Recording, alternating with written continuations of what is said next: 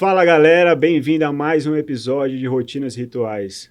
E hoje um episódio muito especial, que eu reencontro um amigo de mais de 10 anos. E meu xará também, Rodrigo Barros. Grande xará, cara, que prazer estar aqui, obrigado pelo convite, Rodrigão. É verdade, aliás, muito mais do que 10 anos, né? 2004, 2005. O tempo passa rápido. Lá no Broa. Pô. Que bacana. Jogando prazer golfe. demais estar aqui. Jogando golfe, cara, olha só, né? Coisa que eu não sei fazer. Você não joga golfe até hoje? Até hoje. Eu continuo sendo um pangaré no golfe, mas eu jogo, um pouquinho mais eu jogo, um pouco mais. Mas o Rodrigo sempre tocou meu coração. E eu me identifiquei muito rápido com ele pela questão de empreendedorismo, uma cabeça aberta, uma cabeça de crescimento. E é uma das pessoas mais inquietas que eu conheço. E por isso que eu acho que teve essa relação, essa conexão. Porque eu acho que ele não gosta de ficar nem um pouco na zona de conforto. E falando essa questão de zona de conforto, cara, quando eu te conheci, você é o cara mais dinâmico que eu conheço, porque cada hora você está no negócio. Para quem não sabe, o Rodrigo já foi jogador de futebol, já jogou na Europa, depois passou um tempo nos Estados Unidos com questão de hackathon, startups e tudo mais. Ajudou muito a questão de startups lá no Vale do Silício, trouxe esse conhecimento para cá. E agora, antes ele ainda foi para a política, deu uma passagem na questão da política e agora está empreendendo aqui e fazendo realmente uma transformação nessa questão de alimentação. E eu, vocês sabem, gosto muito dessa questão de saúde e é um dos temas que a gente vai conversar aqui. Rodrigão, conta um pouco dessa inquietude sua e da transformação que você está nesse projeto que você está fazendo agora. Sabe que isso é algo que eu, agora, aos 40 anos, eu fui até estudar mais sobre isso. Caramba, tem alguma coisa aqui que, de fato, trabalha dentro de mim e que faz com que eu seja assim. Porque eu sou, de fato, inquieto, eu sou um cara que gosto de ter muita intensidade em qualquer coisa que eu for fazer. Né? A gente se conhece aí há quase 20 anos e eu sempre tive a mesma intensidade para qualquer assunto, né? E eu fui estudar. E sabe onde eu descobri uma resposta bastante interessante? No meu exame nutrigenético. Né? Você deve, enfim, Sim. Você já deve ter feito um 23andMe, alguma coisa Exatamente. Assim. E aí, no meu exame nutrigenético, deu a minha dopamina AG. Então, na dopamina, eu consigo explicar essa necessidade hormonal de mudança. Eu tenho uma necessidade hormonal de mudança que vem da minha genética, né? E que aí, obviamente, vem da minha formação. Para quem depois tiver interesse em estudar epigenética, que vai além da genética, que é o tema que eu comecei a estudar nos últimos 6 meses, e que a galera brinca e fala, pô, você começou a estudar epigenética faz 6 meses, você já estudou mais que uma turma que estuda há 4 anos, porque eu mergulhei no assunto, li diversos livros. Hoje tem um autor que eu sigo muito, que é David Sinclair, de Harvard, não sei se você conhece o David. Aliás, eu ia te trazer um presente e a gente não achou, não é verdade, mano? Não achamos aqui o presente para te trazer, mas eu vou te mandar, que é um livro do David. Mas eu entendendo a questão do hormônio, né, dopamina AG, eu entendi um pouco da minha trajetória. Fui jogador de futebol, joguei nos Estados Unidos, joguei na Alemanha, joguei em Portugal. Depois eu fui para a televisão, né, como apresentador de TV. Passei 9 anos e meio na TV. Exato, foi quando eu te conheci. Exatamente. E no período de apresentador de televisão, eu fui empreendendo em outras coisas. Então, eu tive revista durante 8 anos, tive um negócio de eventos, que foi, naquela época, meu principal negócio, que eu vendi para Momentum. Na época, o presidente da Momentum era o Marcos Lacerda, do Mala. Eles compraram esse negócio e eu me tornei sócio de uma faculdade. Não sei se você lembra da época da faculdade. A ESPA, Escola Superior Paulista de Administração, que vendemos depois, em 2012, que foi quando eu tive o insight de mudar para fora do Brasil, morar no Vale do Silício.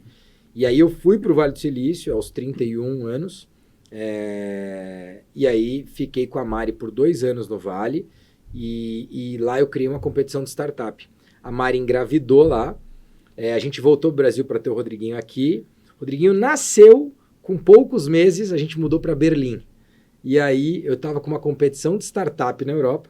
A gente fazia 8 países fisicamente. Eu entrevistava 50, 80 startups por país.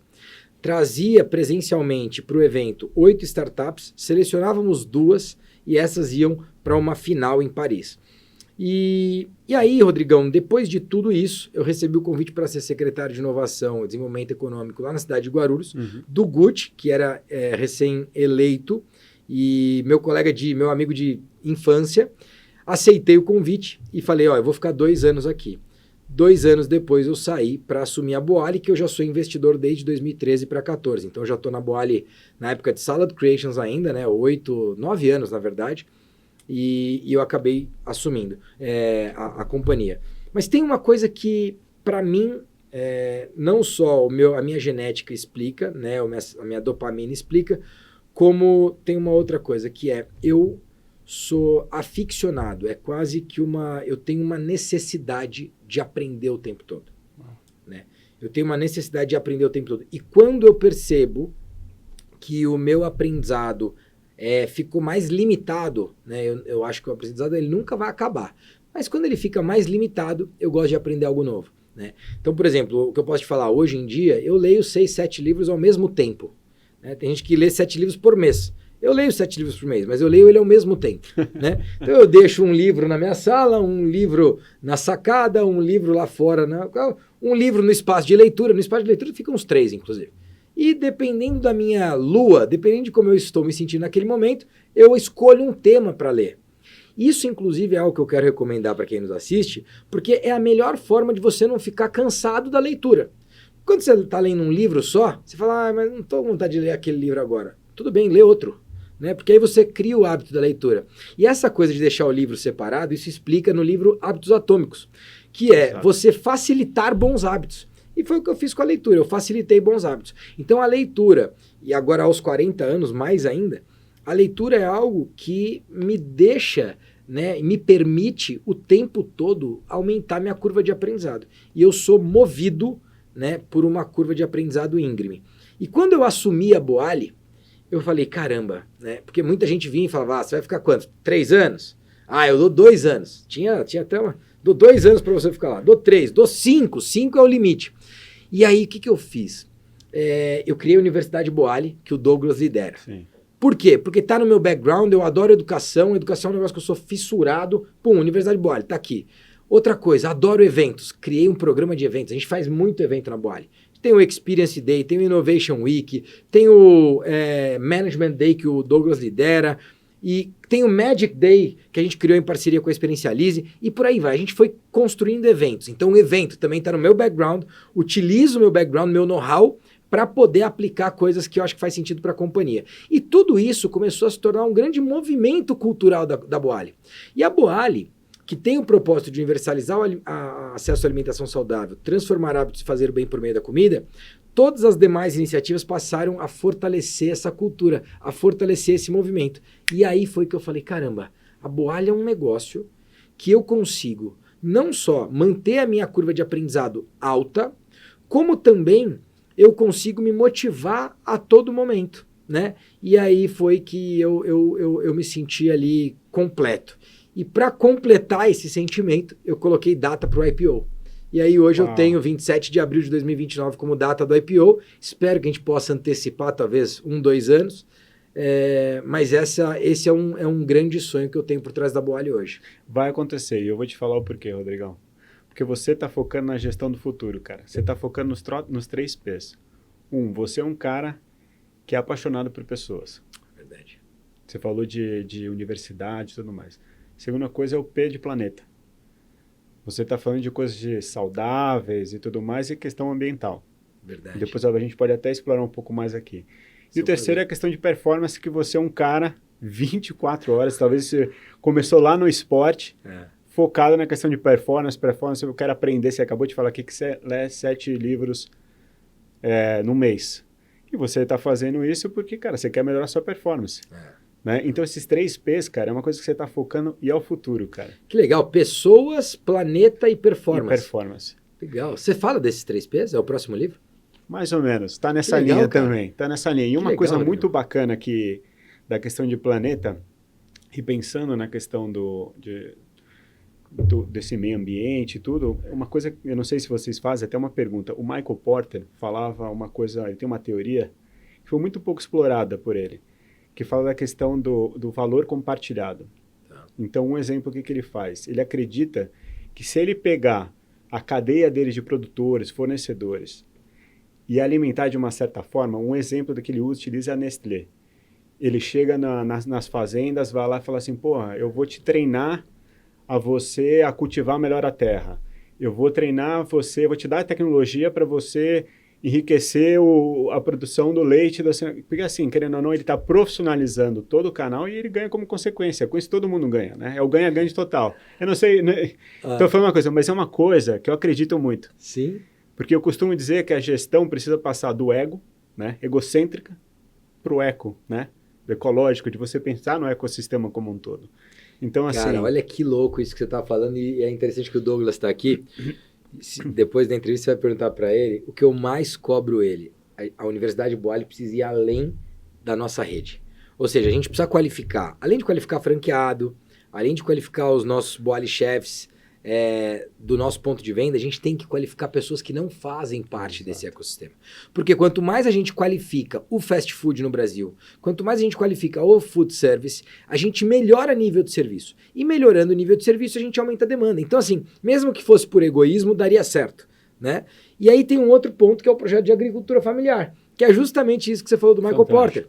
Agricultura familiar, qual é a ideia? É a gente poder levar não só educação, como tecnologia, para poder aumentar a produtividade do agricultor familiar, para que ele possa ter a escala que a gente precisa para poder atender. E aí, esse agricultor familiar, ele melhora a geração de renda dele, ele profissionaliza e, ao mesmo tempo, ele abastece a gente. Então, é justamente sobre isso que a gente está olhando, e muito legal que você falou disso, cara. Reforçou, inclusive, a minha visão aqui. Não, bacana, bacana. Agora, voltando um pouco no tempo nessa questão, eu quero, na verdade... Steve Jobs fala o seguinte, que a criatividade nada mais é do que conexão de ideias. E você é um cara que foi conectando tudo, né? Por tudo que você passou, você conectou. Quais são... Dá 3 coisas hoje que você aplica na Boali, que você passou assim, nas outras profissões, nas outras carreiras, outras montanhas que você subiu na sua vida. Cara, é incrível isso. E o Murilo Gun fala de combinatividade. Né? Murilão, aliás, um beijo para ele.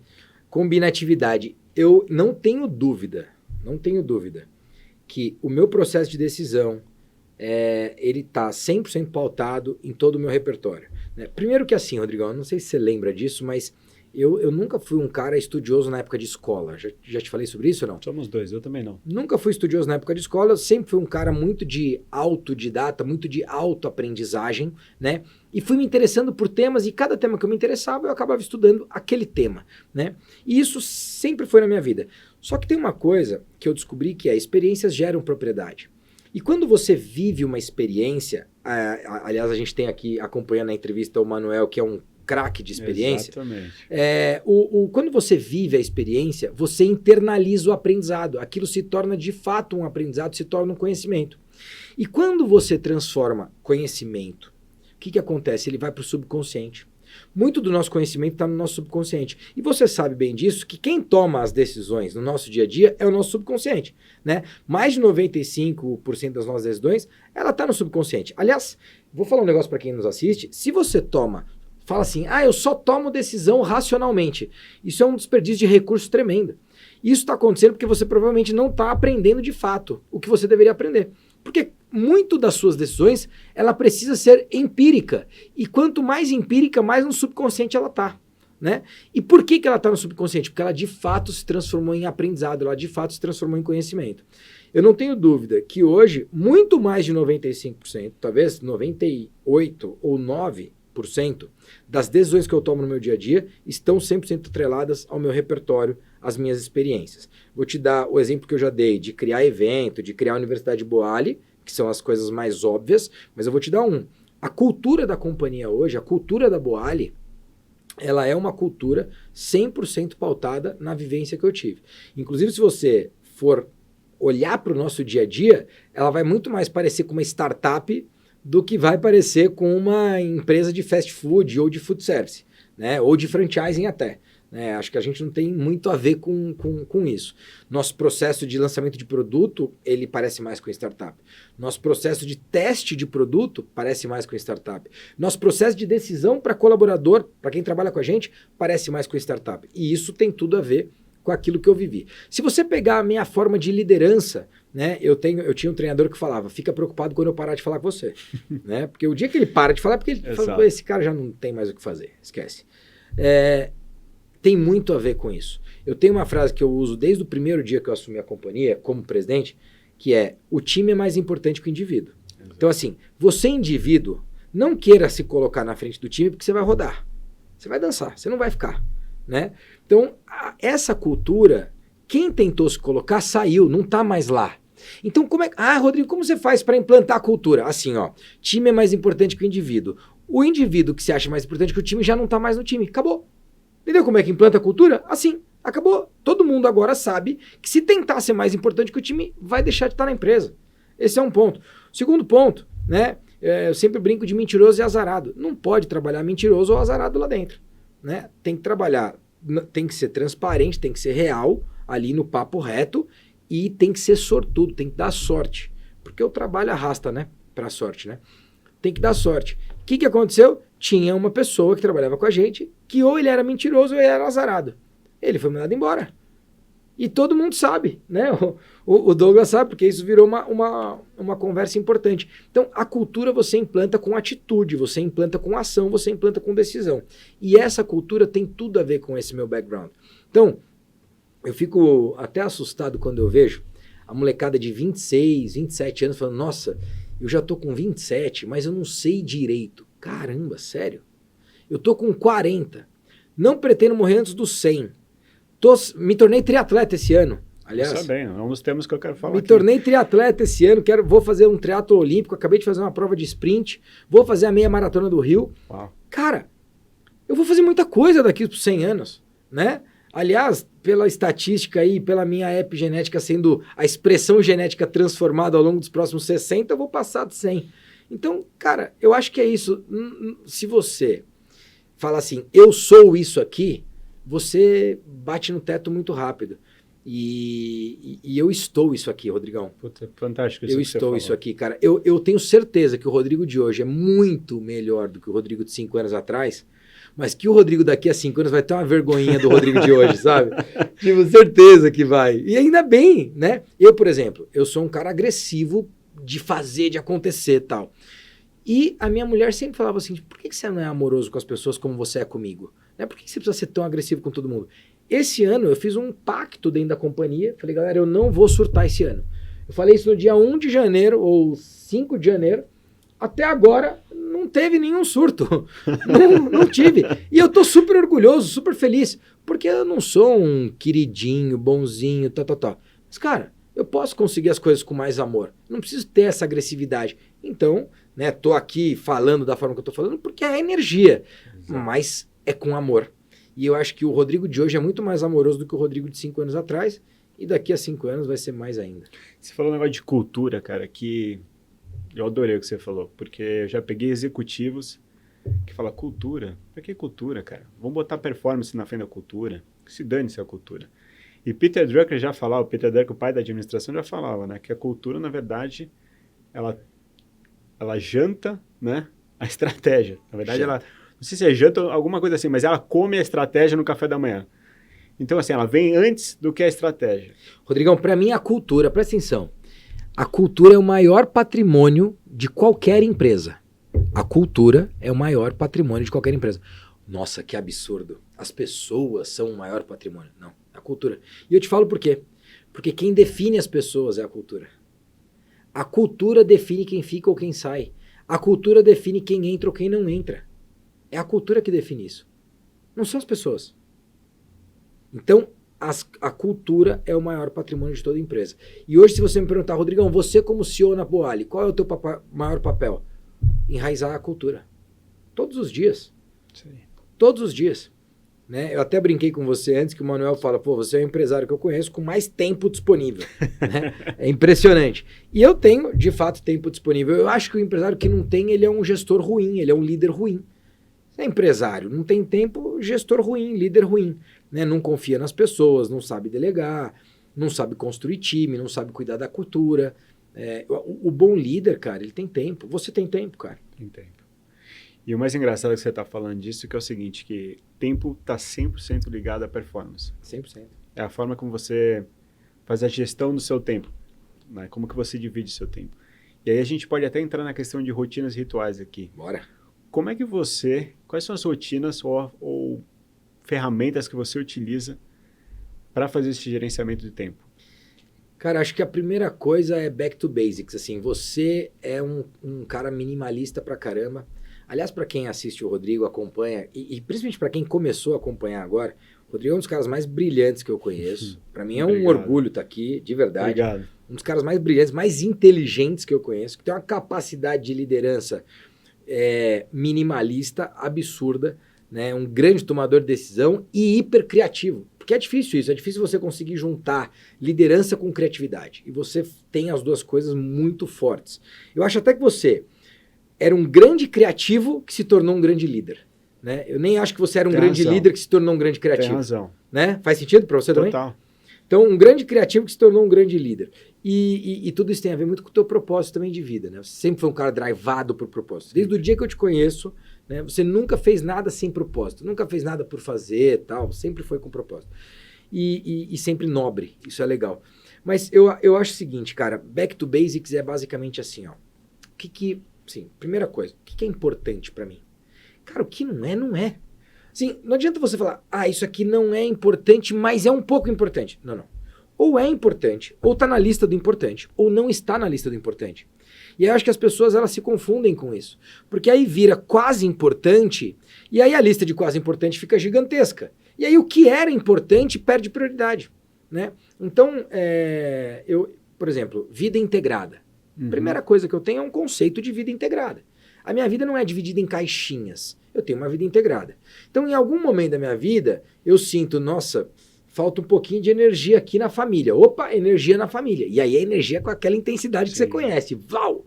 Não, falta um pouquinho de energia aqui no esporte. Energia, vlau, na saúde, vlau. E assim vai. Na empresa, vlau. Falta um pouquinho de energia mais aqui com o Douglas na universidade, vlau. Operações, vlau. E assim vai. Então, a primeira coisa é, dentro dessa questão de prioridade, eu vou olhando onde é que eu vou colocar mais energia. Equilíbrio não tem, é tudo desequilibrado mesmo. Por quê? Mas olha só que interessante. É o desequilíbrio que faz com que você consiga o alto rendimento. Presta atenção. É isso. Vou ter uma gestão equilibrada, todos os departamentos vão estar no mesmo nível. Desculpa o francês, que bosta. É isso aí. Né? Porque assim, você não pode. Onde é que a empresa precisa mais agora? Nossa, eu preciso alavancar isso aqui. Jato de energia, bum! Leva isso aqui num nível de excelência bizarro. Vai ter algum outro departamento que vai cair um pouquinho? Vai, mas tudo bem, não tem problema. Nesse momento tá tudo certo, tá tudo bem. Daqui a pouco aquilo ali a gente coloca a energia de novo. Mas agora eu preciso de energia aqui. E assim vai. Então, por exemplo, essa é a minha forma de gestão de tempo. Minha rotina matinal, vamos dizer. Primeiro, não ligo a televisão e recomendo que você também não ligue. Não ligo o rádio, recomendo que você também não ligue. E não leio o jornal e recomendo que você também não leia. Né? Por quê, Rodrigão? Porque até às 10 da manhã o tempo é meu. É isso aí. Cara, eu não abro mão. O tempo é meu. E ele é meu. E aí o que eu quero dizer com isso? Eu vou acordar, eu vou fazer o meu shotzinho matinal, desde que eu estou no processo de jejum intermitente, eu faço o meu shot matinal, acabou meu shot, vou fazer meu alongamento, vou captar um pouco de energia do sol, porque ele é maravilhoso, aí eu vou descalço na terra, tiro a camisa, tomo o sol, agradeço. Aliás, tem um ritual com o Renato Cobra, conhece o Renato, filho do Nuno Cobra? Sim. O Renatão, eu treino com ele amanhã, inclusive. É mesmo? Amanhã, 9 horas. Lá em Ibira, você tá convidado. Aí, vou lá, pé descalço, tiro a camiseta, saúdo o sol, cara, maravilhoso, né? E ali, ontem eu gravei com o Dr. Duprá e ele falou, caramba, você faz Rodrigo. 3 coisas, Rodrigo. Nosso xará. De pequenininho. Maravilhoso. Aí, o que acontece? Energia, a história do ground, né? Que é você conectado com a terra, e ainda gratidão, saudando o sol, maravilhoso. Começo o dia daquele jeito, volto, tomo meu café, aí faço uma sessão ali de alongamento e vou treinar. E aí o treino depende do dia. Agora que eu tô no triatlo, é triatlo. Mas antigamente eu ia jogar tênis, eu ia, enfim. Teve um momento que eu meditei mais, momento que eu meditei menos, hoje eu continuo meditando. Volto desse processo todo, volto do treino, tomo um banho gelado. Isso tudo eu tô em casa. Se eu não tô em casa, eu me adapto, né? Tomo um banho gelado no chuveiro lá de fora, tomo mais um pouco de sol e vou ler. E aí faço mais uma meia hora de leitura. E aí depois disso, eu começo o meu dia. E aí, quando eu começo, o horário é meu também. Não tem reunião, não. Então assim, até às 10, Rodrigão, das 7 às 10, são 3 horinhas ali pra mim. Tem dia que eu vou focar em ler um contrato. Putz, eu tenho um contrato importante que eu preciso resolver hoje. Eu vou ler naquela hora, antes das 10. Antes de ir lá fazer reunião. Porque a hora que eu faço reunião com você, por melhor energia que você esteja, você já me transforma de alguma forma. Para melhorar ou não a minha energia, mas você já vai me transformar. Enquanto você não me transformar, é onde eu preciso tomar todas as minhas principais decisões do dia. A partir dali, amigo, eu tô pronto para tomar a decisão tipo A, que é aquela decisão mais rotineira, e a decisão tipo B eu tomo amanhã de manhã, entendeu? Que é aquela mais difícil. Eu vou tomar ela amanhã de manhã. Eu vou processar. Talvez eu nem tome amanhã de manhã. Talvez eu vou processar algumas manhãs para poder tomar. Então, eu acho que essa é a forma que eu divido. Essa rotina matinal para mim é a mais importante. E eu não abro mão, nem que seja pelo menos do exercício. Porque aí o exercício, talvez eu faça 3 horas em uma, mas eu consigo fazer essas 3 horas em uma. E o que você tem sentido de diferença desde quando você tem aplicado essa rotina? Porque você é um cara que aplicou isso agora, você está 100% focado na questão de saúde. O que esse hábito transformou os outros modelos operacionais da sua vida? Que eu costumo dizer que a nossa vida tem vários modelos operacionais que a gente tem que atualizar ele às vezes, né? Como se fosse software. E você atualiza um, se o outro ficar defasado, dá uma pifada. Eu te falo que a primeira coisa é esforço, cara, desperdício de energia. Assim, ó, eu desperdiçava uma energia bizarra. E eu não percebia, porque eu tinha tanta energia que eu não percebia. Então eu tava lá com os meus 95 quilos, achando que eu tava bem, porque eu jogava bola, porque eu jogava tênis, porque eu saía pra correr ou fazer musculação. Eu achava que eu tava bem, Rodrigão. Hoje eu tô com 78. Tô bem pra caramba. Né? 77, 78, eu cheguei a 98, inclusive, já. Naquela época, eu desperdiçava muita energia por conta da falta de saúde. E eu só fui perceber isso no exame. Porque até então eu achava que eu estava bem. A hora que eu olhei o triglicérides 346, que agora está em 99, olha a diferença. Olhei pro gordura no fígado. Sim. Visceral, 101. Tô com 33. 30, de 101 para 33, de 346 para 99. Cara, hoje eu sei falar para você como é que é a minha vida. Naquela época, eu fazia um esforço gigantesco para ter a performance que eu tenho hoje. Então hoje eu não faço esse esforço. Outra coisa, eu achava que dormir 5 horas por noite estava ótimo. Eu dormia pouco e, cara, eu tenho energia mesmo e tal. O meu corpo ia me cobrar lá na frente, não tinha jeito. Não, quando ia chegar. Os números já estavam vindo, só que eu não sabia. O que vai acontecer agora? Vou ter uma longevidade, vou ter muito mais saúde no futuro e é outra coisa, né? Comecei a dormir mais tempo. Não é só que eu durmo melhor, porque eu dormia relativamente bem já, né? Sempre desmaiei dormindo ali. Mas comecei a dormir um pouquinho a mais também, que era algo que antes eu achava que não, isso aqui dormir muito é coisa de preguiçoso. Né? E hoje eu consigo dormir mais, não cheguei nas 7 horas que é o que eu quero chegar, e que o Dr. Putinelli fala, pô, dorme pelo menos 7 horas pelos treinos que você está fazendo. Até porque o treino hoje está mais forte, né? Ontem mesmo eu fiz 40 de bike e corri 3 depois, então já exige um pouco mais. Mas a verdade é que assim, desperdício de energia. Hoje eu não desperdiço metade da energia que eu desperdiçava antes. E acredito que eu tomo melhores decisões e me tornei um cara mais amoroso, o que é bom para mim. Bom para os outros, mas para mim muito mais. Com certeza. E você, foi o que você falou, você jogou futebol, jogou tênis, e agora você está entrando no triatlon. Aí você tem a corrida, a natação, né, e a bike. Eu fui triatleta também, né? Acho que você sabia disso. Sim, sabia. Meia Maratona do Rio é uma das provas que eu sou mais apaixonado, que é linda, onde eu nasci. Vamos fazer esse ano de novo? Porra, se eu bobear eu vou, cara. Então, bora. Se eu bobear eu vou, porque é uma das provas mais lindas que eu já fiz. Que demais. Agora é o seguinte, o que você aprende nesse esporte? Por que eu tô te falando com isso? Porque assim, é um esporte que é você com você. E além disso, você falou de meditação, que você medita menos agora.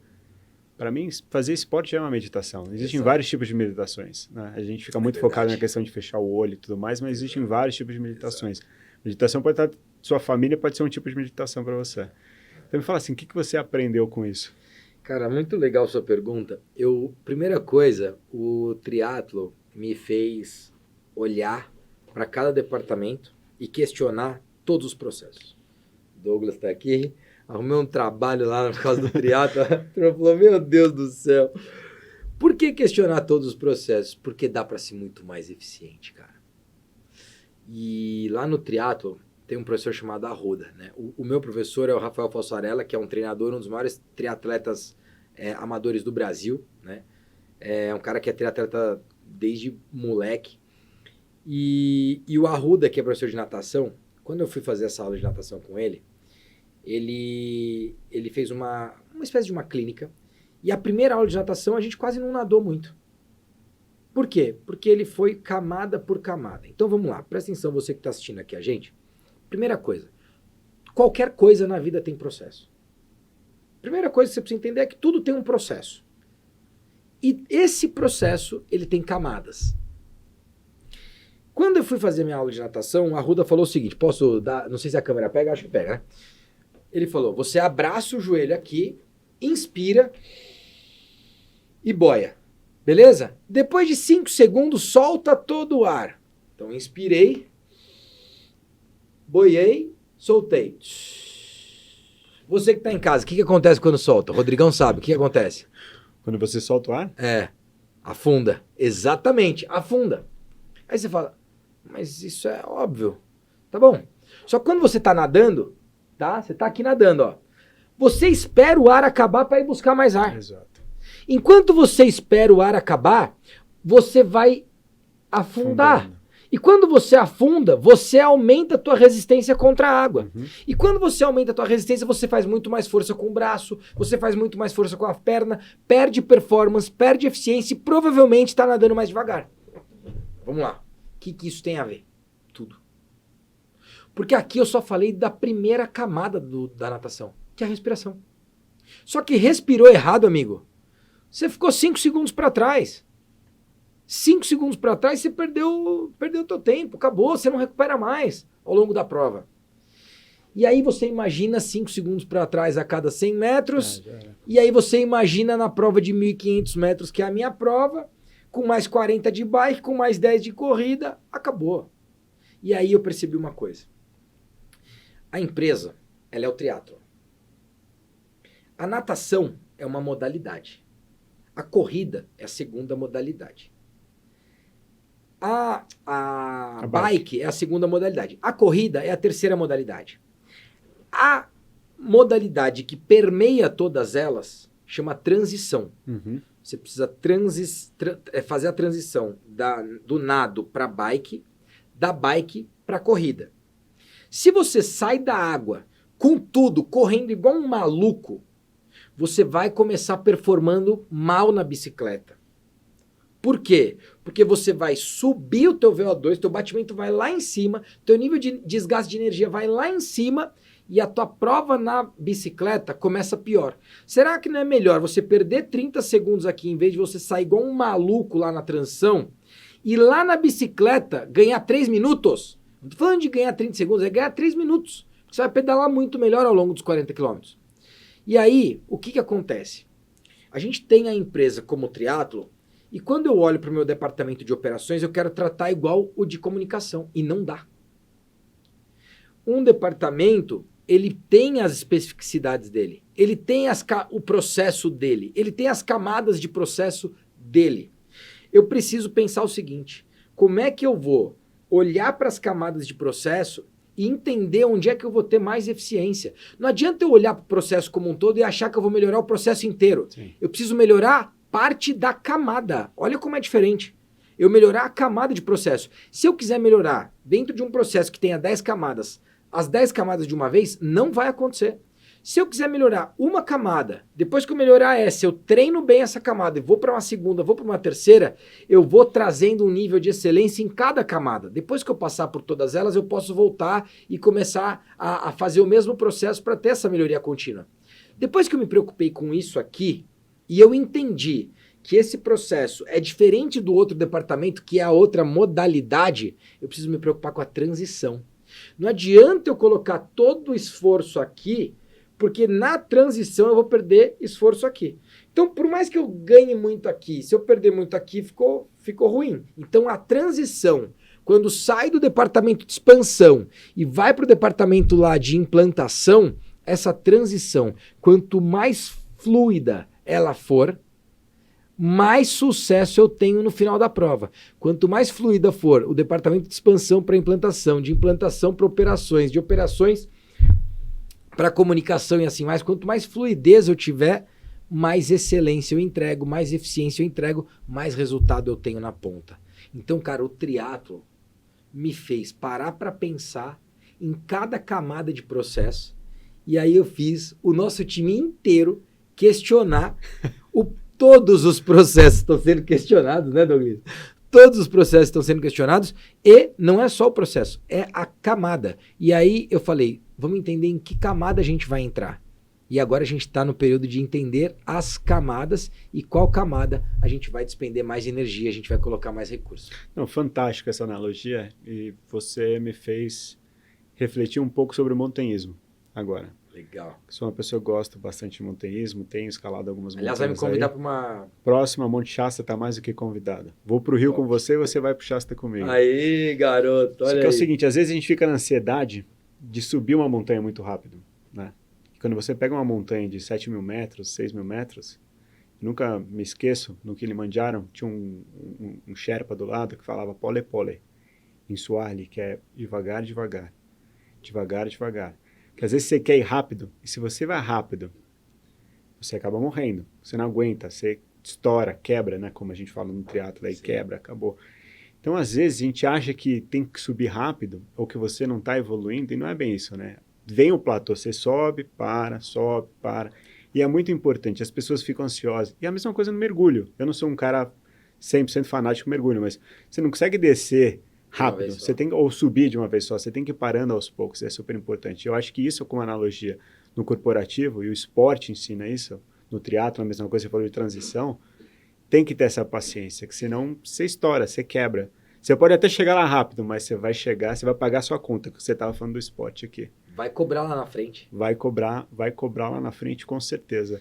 Cara, sabe o que é legal essa história do platô que você falou? Eu sou um cara que, putz, você sabe, eu quero estar sempre crescendo. E aí eu comecei a perceber que em alguns momentos, a empresa como um todo, mas especialmente em alguns departamentos, não é hora de crescer. É hora de amadurecer. É isso aí. E o momento de amadurecimento, muitas vezes não é pelo crescimento. É amadurecimento mesmo. E quando você precisa amadurecer, se você estiver crescendo, o processo de amadurecimento ele não acontece.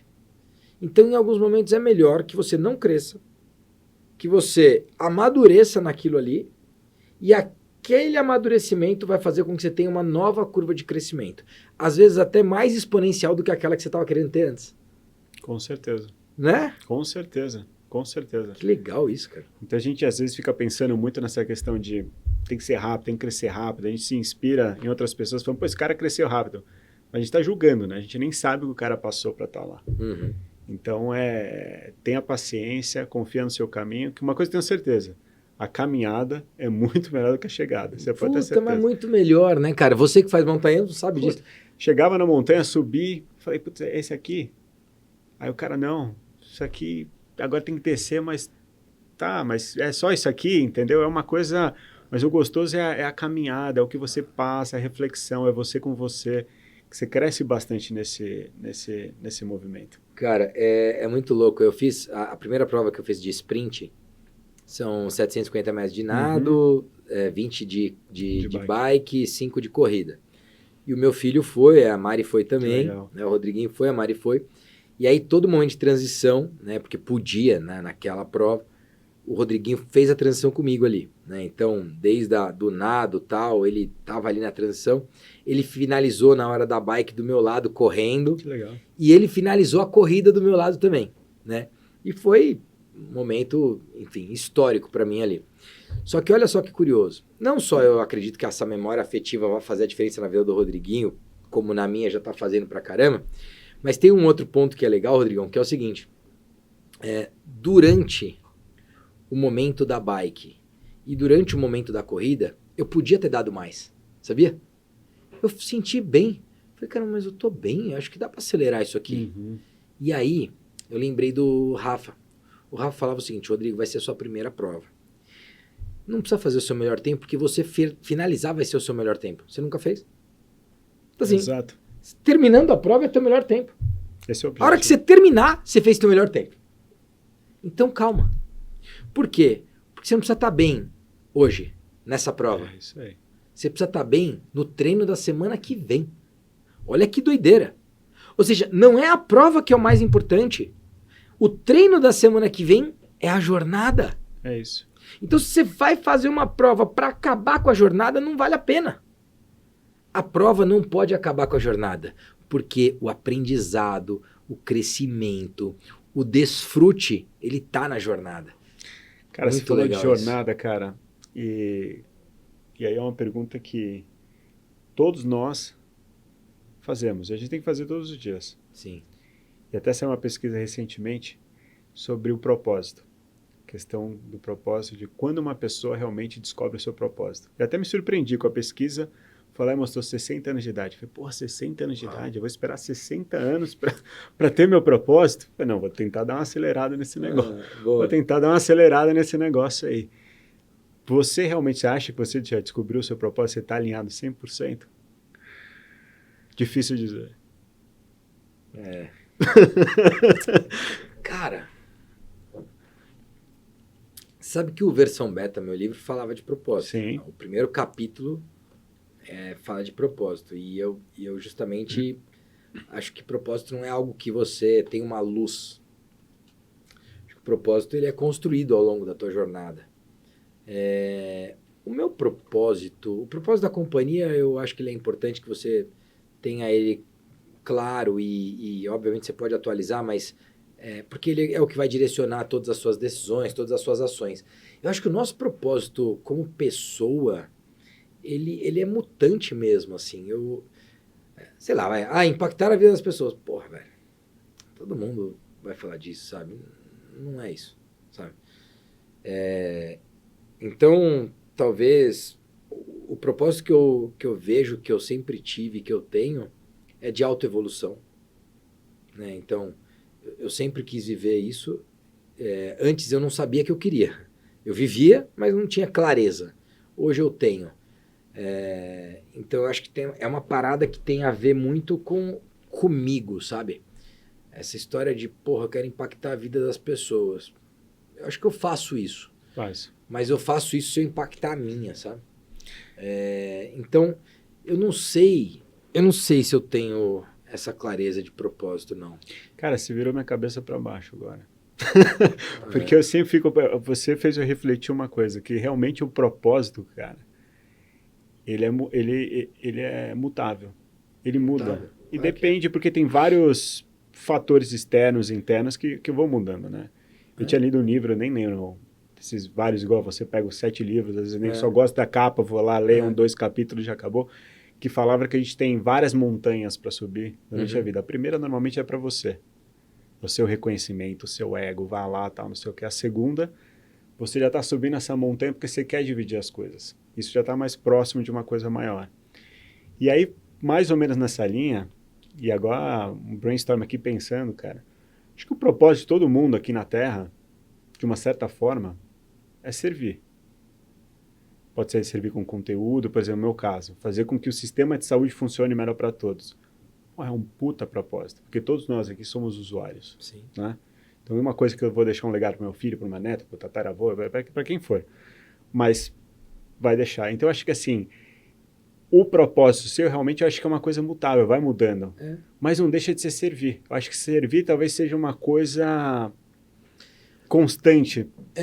E assim, Rodrigão, você me conhece, acho que tempo suficiente para lembrar. Possivelmente, hoje, eu tenha um pouco mais clareza dessas decisões, dessas atitudes e tudo mais. Mas se a gente voltar no tempo, você não acha que eu sempre tive essa história de, fazer pelo todo? Sim, Né? com certeza. Eu acho que eu sempre tive, porque, primeiro, assim, eu sempre fui um cara bem-sucedido, né? Tudo que eu fiz, eu fui bem-sucedido. Eu tenho, cara... mas você já falhou, já teve failure lá, falha, não sei o quê, fracasso? Pra caramba. Mas no final do dia... Foi aí que você cresceu. Foi aí que eu cresci. Mas no final do dia eu consegui ser bem-sucedido, né? E, inclusive financeiramente. Mas o grande ponto é que... Sabe que uma vez, cara... Eu não lembro com quem que eu tava falando, que eu falei, não, porque eu acho que é importante ter o drive pra ganhar grana. E aí depois eu mesmo me questionei e falei, nem sei se eu tive esse negócio, sabia? Sim.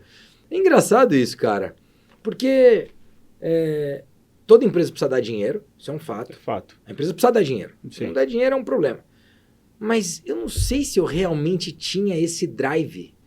Eu acho que eu tinha o drive de fazer acontecer, de fazer dar certo. E aí quando você faz dar certo, faz acontecer, impacta a vida de outras pessoas... O resultado financeiro acontece, né? E talvez isso pareça um pouco romântico, mas sempre foi assim comigo. E eu hoje consigo refletir mais sobre isso. Acho que antes eu não conseguiria, mas hoje eu consigo. Agora, meu propósito tem a ver com autoevolução, tem a ver com servir, mas eu acho que eu sirvo com a minha autoevolução. Sim, com certeza. Né? Eu sirvo com a minha autoevolução. Então, o propósito é mutante, assim. Eu nem sei se essa é a minha última... Não Aliás, não é, né? Não é. Eu já sei, não é. Mas... Você já pode te responder. Mas é legal, cara. É mutante. E eu vou te falar, acho que eu nunca falei isso. Sobre isso? Não, acho que eu nunca respondi isso sobre propósito, sabia? Mas porque eu acho que é uma coisa difícil realmente de dizer. E eu acho que são vários propósitos. A gente tem vários propósitos, cada um para uma época diferente, porque a gente está em transformação. Se você tiver um propósito quando você tinha 10 anos de idade, pensando agora como você está falando, que você falou, virou a... Cara, e foi o mesmo propósito que eu tenho hoje, você está estagnado. O que nós estamos fazendo aqui, né? O que a gente está fazendo aqui? Você concorda? Total. Então, eu acho que a gente realmente, acho que o propósito é evolução. É a gente evoluir mesmo e muda, é mutável. E assim, né, eu tenho, às vezes, em alguns posts que eu tenho feito lá, eu falo muito de paixão, coragem e entusiasmo. Né? Paixão, coragem e entusiasmo. E esses dias fazendo um exercício da marca da Boali e tal, o nosso criativo lá, o diretor de criação, ele falou, cara, a Boali é uma marca apaixonada, né? Eu falei, nossa, é verdade. E aí ele começou a usar, né? Paixão pela vitória, paixão pela comida, paixão pelo sabor, paixão não sei o quê, paixão não sei o quê. Eu falei, nossa, olha que curioso, né? Como as coisas extrapolam. Porque no final do dia, hoje, você fala assim, defina-se. Eu falaria, grande apaixonado. Né? Eu sou um cara apaixonado pra caramba, né? Não é verdade? Eu sou um apaixonado, cara. Sou um apaixonado pela minha família, pela minha vida, pela minha esposa maravilhosa, pelos meus pais, pelo meu filho, que, cara, é uma criança mais maravilhosa que eu conheço. Óbvio que é meu filho, né? Então é fácil falar isso, mas ele é realmente um cara muito especial. E eu sou um apaixonado pela vida, pela minha empresa, pelas pessoas. Eu sou um apaixonado e que vivo com entusiasmo diariamente. Não é que hoje eu estou entusiasmado aqui, dando entrevista para você.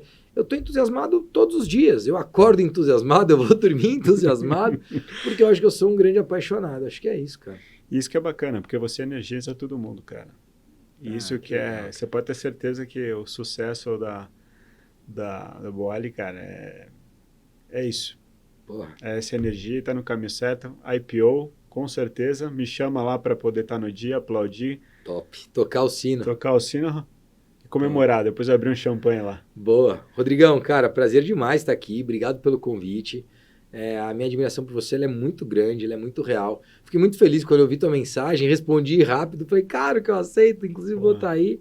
E, cara, você é um cara que eu tenho um carinho especial há muitos anos, né? E vejo você como um dos brasileiros brilhantes, assim. Você é um brasileiro brilhante. Que orgulho que dá ser brasileiro e saber que você também é. Obrigado, Rodrigão, cara. recíproco, você sabe disso. Gosto muito de você. Temos que estar mais próximo. Verdade. Vamos correr Rio de Janeiro e vamos pro Shasta junto. Cara, fechou. Vamos correr meia maratona no Rio e vamos pro Shasta junto. Nossa. Shasta quando que é? Meia maratona Junho. dia 18 de junho, acredito. Não, dá tempo. Dá tempo? Dá. Porque é logo no começo, é 1 de junho que a gente vai pro Shasta. Pô, mas dá tempo de ir lá e voltar? Dá, lógico que dá, cara. Tá bom. São 4 dias só. É rapidinho, essa é rápido. Então tá bom. Pessoal, obrigado por acompanhar. Não deixa de seguir o nosso canal, curtir e até a próxima. Tchau, tchau.